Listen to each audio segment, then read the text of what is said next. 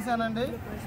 ఈరోజు మన head quarter Manubolu మండలంలోని మనుబోలులో గత 1 year 2 years నుంచి కూడా ఆధార్ కేంద్రం అనేది లేకుండా పోయింది. మన మండల హెడ్ క్వార్టర్లోని పలు గ్రామాలు అన్ని గ్రామాలలో హెడ్ క్వార్టర్కి రావడం, ఎటువంటి ఆధార్ సమస్యలు ఇక్కడ క్లియర్ చేయకపోవడం అనేది పెద్ద సమస్యగా తయారైంది.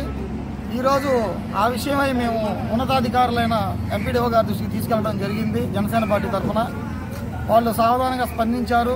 ఈరోజే ఒక ఎంప్లాయీని ట్రాన్స్ఫర్ చేసి ఆధార్కి సపరేట్గా ఒక ఎంప్లాయీని ట్రాన్స్ఫర్ చేసి సచివాలయం 2లో ఏర్పాటు చేయడం జరిగింది. అది ఈరోజు క్లారిటీ తీసుకొని రేపటి నుంచి ఆధార్కి సంబంధించిన అన్ని తప్పుల్ని సరిదిద్దేదానికి సచివాలయం 2లో ఆధార్ కేంద్రంగా ఒక ఎంప్లాయీని ఏర్పాటు చేయడం జరిగింది. ముందు కూడా సచివాలయం 1లో కూడా ఈ ఆధార్ కేంద్రం అనేది ఏర్పాటు చేస్తున్నారని ఎంపీడీఓ గారు తెలిపారు. ప్రతి ఒక్క సమస్య మీద జనసేన పార్టీ నిరంతరం కృషి చేస్తుంది.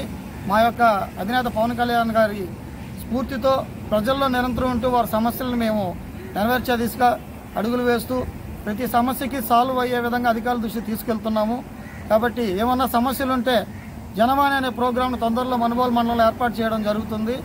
కాబట్టి అందరూ సంప్రదించాల్సిందిగా కోరుతున్నాను. జై జనసేన.